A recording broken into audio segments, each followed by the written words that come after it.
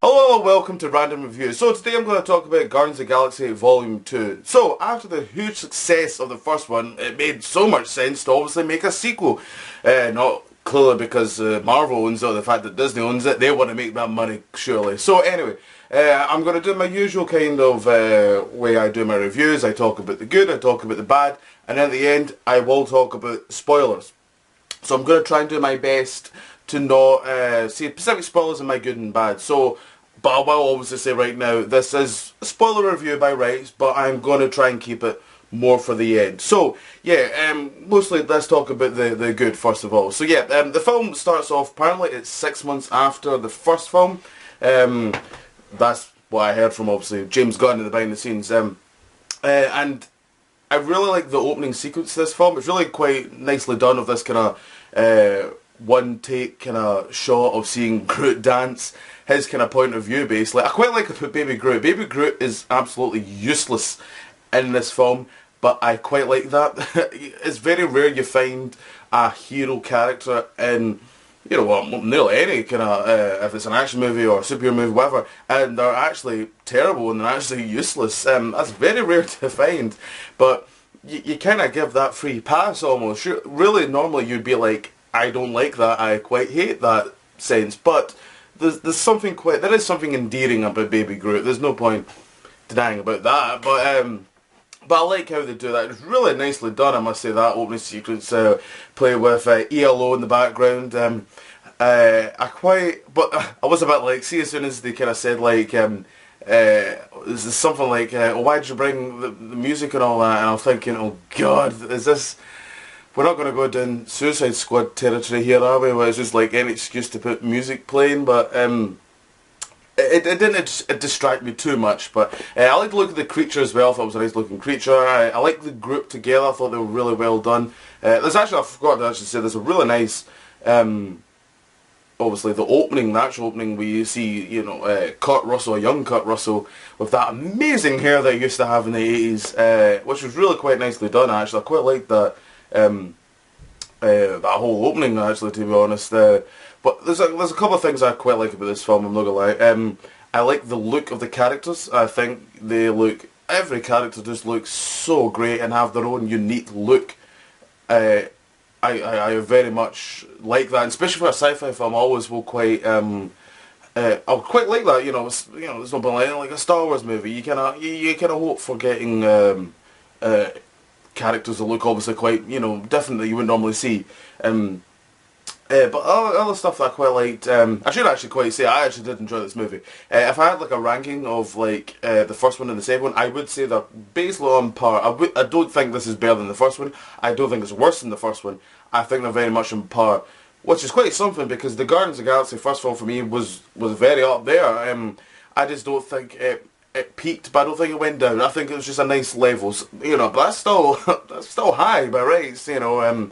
I obviously liked, you know, if you've seen my previous stuff, I am a huge Stallone fan, so it was very much nice seeing Stallone in there.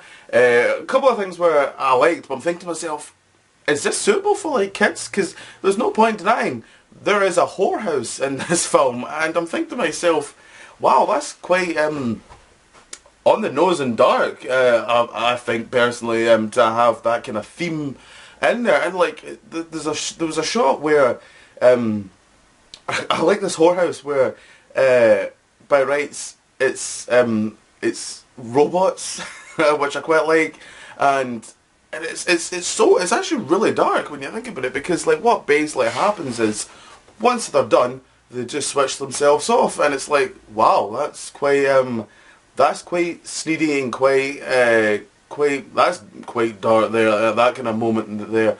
And I quite like, Michael Rooker is quite really good in this film, and that's why in that scene you can see his brain just turning there. You can see through, but him not even saying anything, he's just looking at the Ravagers. Oh, by the way, I have to say, that planet they're on, I love the look of that planet. It's like a mix of Hoth and like Coruscant, like in the down streets of Coruscant, like put together. It looked beautiful, that planet. Anyway, but I like Michael Rooker where you could see physically he's just like thinking something's not right. I'm not liking this now. It's all changed. And I like the Ravagers as well. I thought like the look of the Ravagers were all great, and I like that they kind of served more of a purpose more in this one compared to the first one, where also I kind of felt like they had like really good development as well. I thought personally, you kind of understood their kind of their ways and their kind of what makes them tick almost sort of thing. Yeah, I would say that. Also quite like Drax. I'll come to like a bit of a problem I had with Drax, so I'll come to that, my negatives, but he is like the funniest thing about this film. All I will say is nipples, which I really liked. I liked also Gamora and Nebula. I like them together. I really like Nebula, and I'm glad that she's going to be in Infinity War, to be honest. I like just the look and design of Nebula. I think she looks amazing, that look that she has. And obviously, I like Star-Lord. I thought he was good again. I think Chris Pratt does another really great job, especially on the more drama side, which he did. You know, there's a bit of that in the first one, but he does more of this in this one, and he's really good, like, some of the stuff that he does here. As well as Kurt Russell. I thought Kurt Russell was great as well. I thought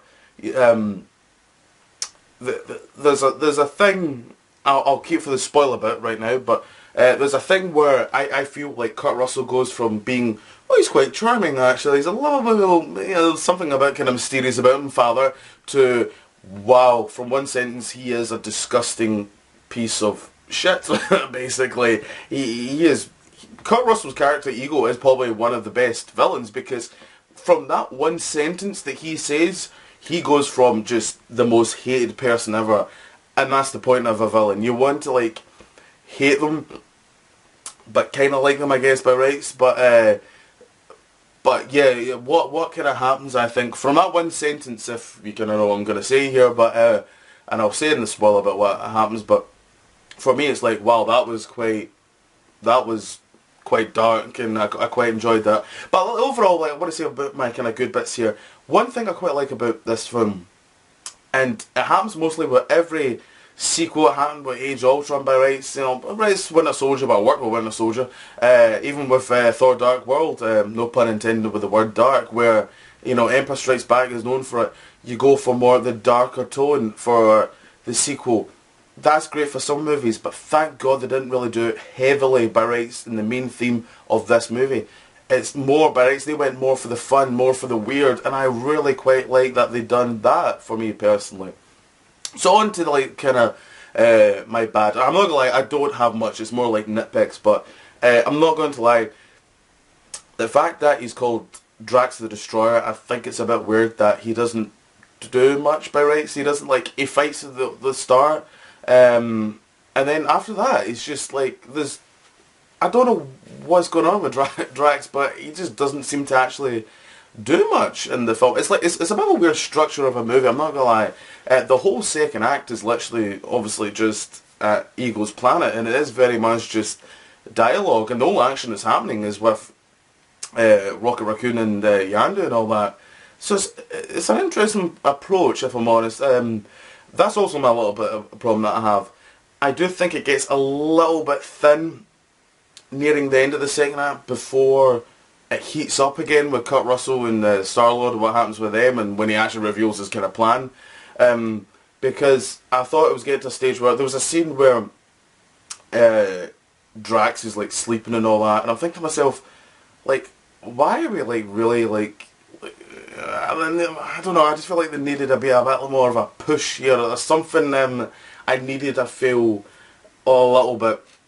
But that's not distracting over how much I enjoyed the film, really, because that's generally kind of it, really. It was literally nitpicks. I really enjoyed this movie, I really did. So I'm going to go into a little bit, a couple of spoilers that I want to kind of talk about. So yes, if you just wanted to have a wee little review there, I think I didn't spoil anything, I think. But this, I'm solely just going to talk about spoilers here. So, I found it interesting that there was a character or characters that I thought Fox owned and still owned, which were the Watchers. My God, I still can't believe the Watchers were actually in this movie a little bit. I was quite amazed, and it was a nice little, obviously, cameo of Stan Lee. Oh, but poor Stan Lee, he's like sitting down now, he's not even like standing up. I find it so sad a little bit now.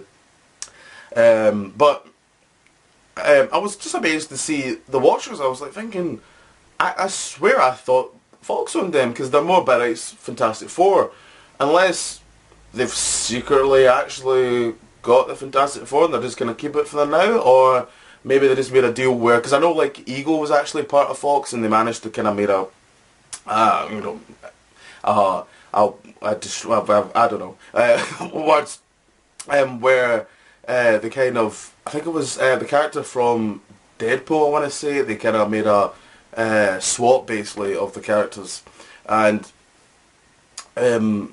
but I was still quite amazed that they were there. I hope that they're going to be used more. They'd be great if they were used in Infinity War, because is that who Peter Dinklage might play? Because I feel like Peter Dinklage's voice would actually really quite suit Uatu, if I'm honest. That'd be quite interesting.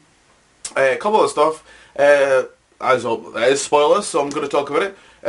Yando dies, and it's quite sad and quite emotional, and he sacrifices that, and he needs to do this, and I like that, and he's right, he does need to do it by rights, you know, because, you know, all the stuff that's happened, you know, with Ego, and he's like, I need to do this for myself, and it's emotional, and I love the ending of the Ravenger's funeral, and it's a bit cheesy when his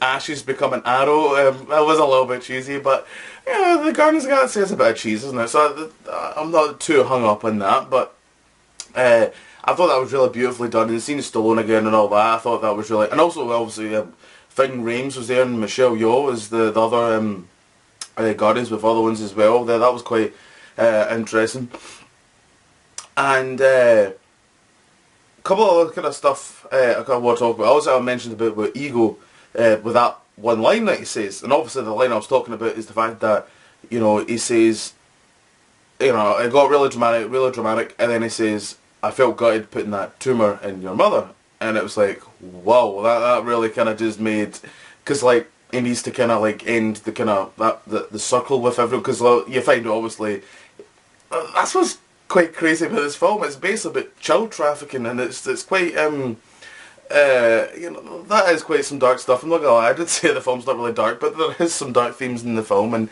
I quite like that they went that far. You know, it's very rare you find that, especially in a Marvel movie. Marvel movies are very like, oh, child friendly, so it's very rare you're gonna get something like that.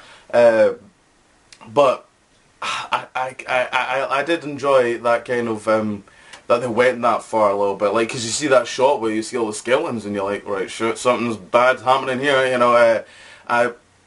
But that line, as soon as he says that, it does go from, oh, he's like charming, he's not too bad, you know, he's Kurt Russell, you know, into just, he's, like, for me, Kurt Russell is, if people are still going to bloody go on about the fact that Marvel doesn't have great movies, I think you're losing your mind, frankly. I also like the actual planet, you can see, like, a little face, which actually is in the comics, which was a nice little hint of the comics, and I like that they've done that. And Howard the Duck makes a cameo, that was a nice, another wee cameo. It's nice that they're sprinkling Howard the Duck in, like, they're making him fit in the movies, rather than just, like, oh, he's part of the cast, he's just, like, there. I quite like that.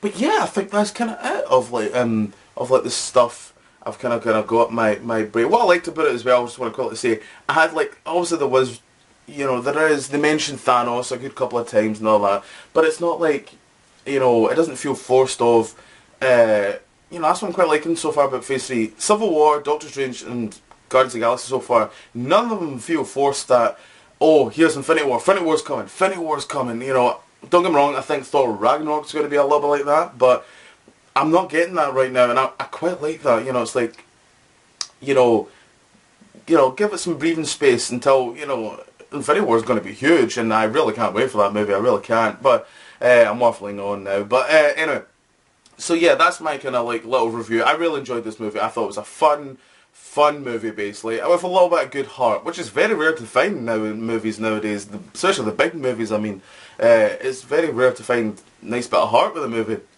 So yeah, what do you guys think? Did you like this movie? Did you hate this movie? Tell me what you think. Comment down below. I'd love to know. More videos in the future. So until then, sell.